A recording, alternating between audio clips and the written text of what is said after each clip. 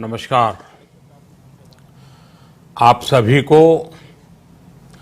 और विश्व भर में फैले भगवान बुद्ध के अनुयायियों को बुद्ध पूर्णिमा की बैसाख उत्सव की बहुत बहुत शुभकामनाएं।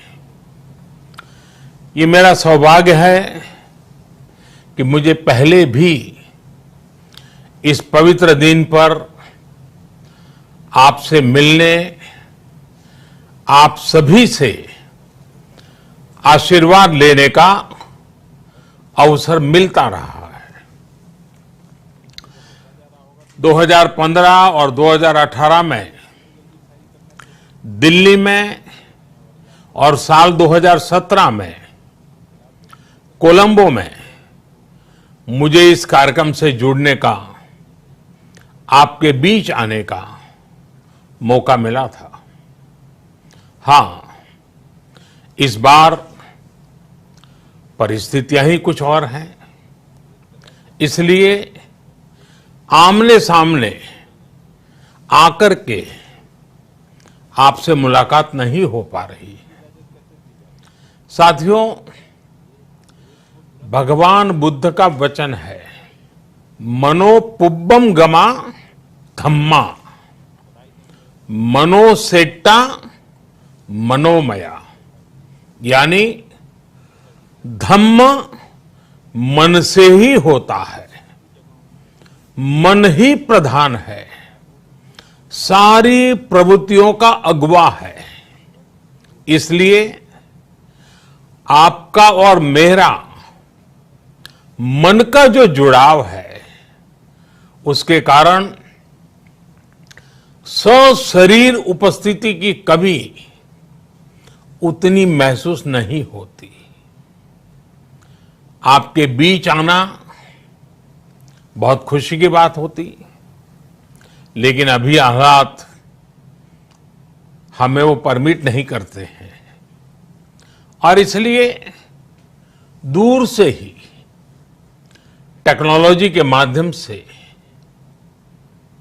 आपने मुझे अपनी बात रखने का अवसर दिया।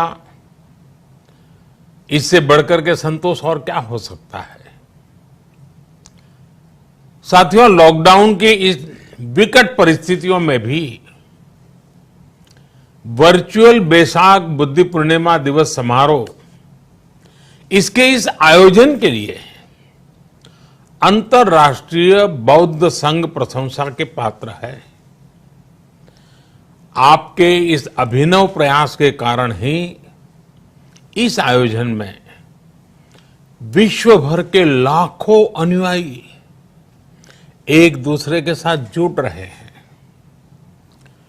लुम्बिनी, बोधगया, सारनाथ और कुशीनगर के अलावा श्रीलंका के श्री अनुराधापुर स्तूप और वासुदेवा मंदिर में हो रहे समारोहों का इस तरह एकीकरण कितनी अद्भुत कल्पना है, कितना सुंदर दृश्य है। हर जगह हो रहे पूजा कार्यक्रमों का ऑनलाइन प्रसारण होना अपने आप में अद्भुत अनुभव है। आपने इस समारोह को कोरोना वैश्विक महामारी से मुकाबला कर रहे पूरी दुनिया के हेल्थ वर्कर्स और दूसरे सेवा कर्मियों के लिए प्रार्थना सप्ताह के रूप में मनाने का संकल्प लिया है। करुणा से भरी आपकी इस पहल के लिए मैं आपकी सराहना करता हूं। मुझे पूरा विश्वास है कि ऐसे ही संगठित प्रयासों से हम मानवता को इस मुश्किल चुनौती से बाहर निकाल पाएंगे, लोगों की परेशानियों को कम कर पाएंगे। साथियों, प्रत्येक जीवन की मुश्किल को दूर करने के संदेश और संकल्प ने भारत की सभ्यता को, संस्कृति को हमेशा दिशा दिखाई है। भगवान बुद्ध ने भारत की संस्कृति और इस महान परंपरा को बहुत समृद्ध किया है। वो अपना दीपक स्वयं बने और अपनी जीवन यात्रा में दूसरों के जीवन को भी प्रकाशित करते रहे। और इसलिए बुद्ध किसी एक परिस्थिति तक सीमित नहीं है, किसी एक प्रसंग तक सीमित नहीं है। सिद्धार्थ के जन्म, सिद्धार्थ के गौतम होने से पहले और उसके बाद इतनी शताब्दियों में समय का चक्र अनेक स्थितियों, परिस्थितियों को समेटते हुए निरंतर चल रहा है।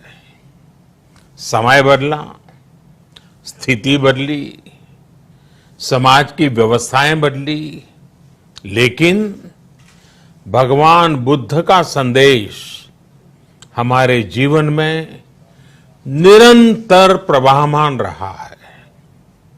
ये सिर्फ इसलिए संभव हो पाया है क्योंकि बुद्ध सिर्फ एक नाम नहीं है, बल्कि एक पवित्र विचार भी है।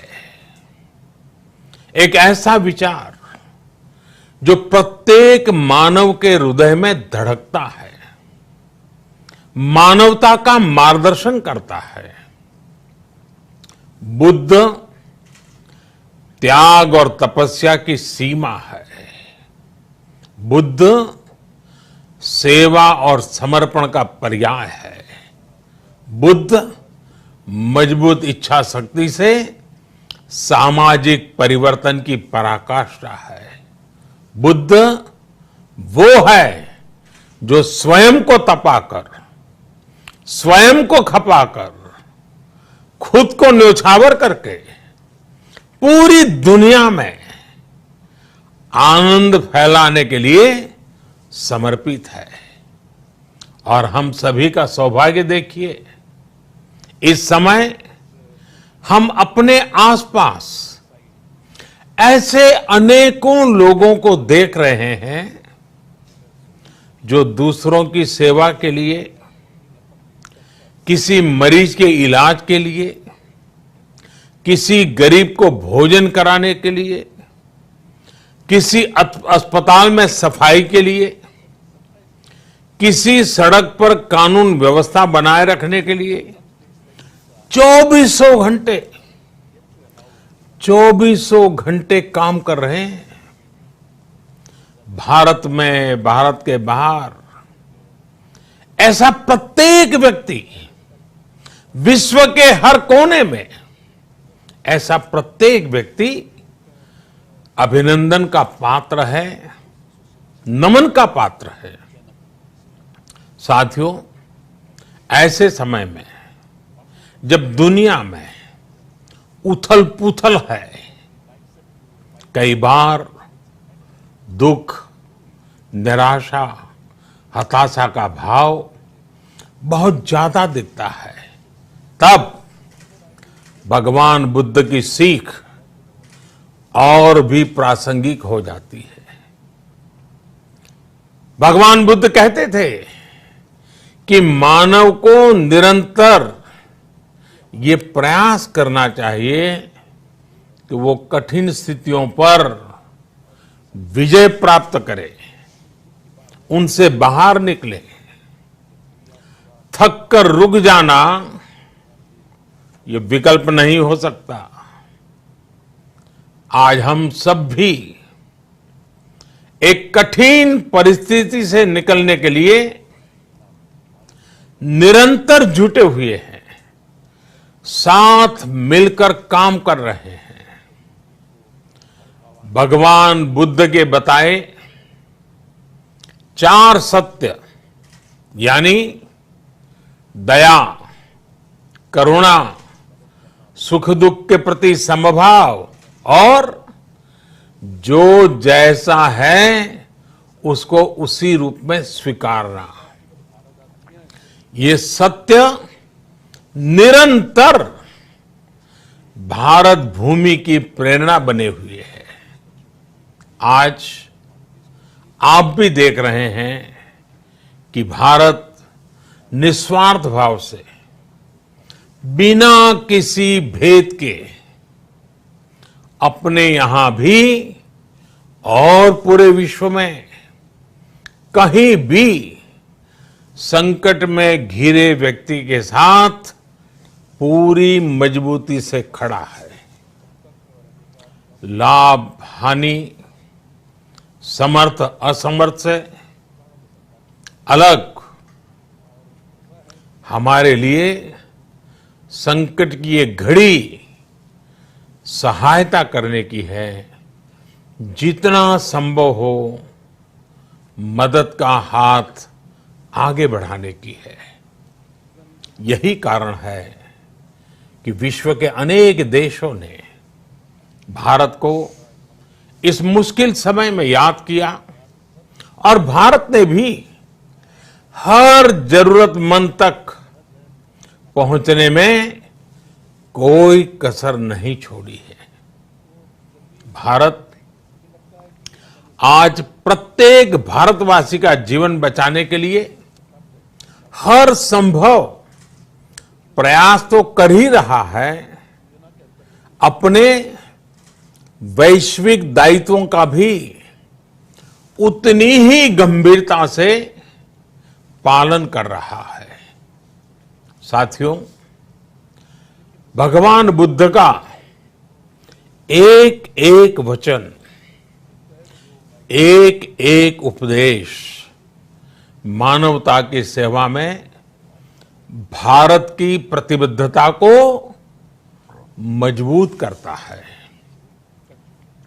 बुद्ध भारत के बोध और भारत के आत्मबोध दोनों का प्रतीक है। इसी आत्मबोध के साथ भारत निरंतर पूरी मानवता के लिए, पूरे विश्व के हित में काम कर रहा है और करता रहेगा। भारत की प्रगति हमेशा विश्व की प्रगति में सहायक होगी। साथियों, हमारी सफलता के पैमाने और लक्ष्य दोनों समय के साथ बदलते रहते हैं, लेकिन जो बात हमें हमेशा ध्यान रखनी है वो ये कि हमारा काम निरंतर सेवा भाव से ही होना चाहिए। जब दूसरे के लिए करुणा हो, संवेदना हो और सेवा का भाव हो तो ये भावनाएं हमें इतना मजबूत कर देती हैं कि बड़ी से बड़ी चुनौती से आप पार पा सकते हैं। सुप्पबुद्धम पबुज्जन्ति सदा गौतम सावका, यानी जो दिन रात हर समय मानवता की सेवा में जुटे रहते हैं वही बुद्ध के सच्चे अनुयायी हैं। यही भाव हमारे जीवन को प्रकाशमान करता रहे, गतिमान करता रहे। इसी कामना के साथ आप सभी का बहुत बहुत आभार। इस मुश्किल परिस्थिति में आप अपना, अपने परिवार का, जिस भी देश में आप हैं वहां का ध्यान रखें, अपनी रक्षा करें और यथासंभव दूसरों की भी मदद करें। सबका स्वास्थ्य उत्तम रहे, इसी मंगल कामना के साथ मैं मेरी वाणी को विराम देता हूं। धन्यवाद। सर्वमंगलम।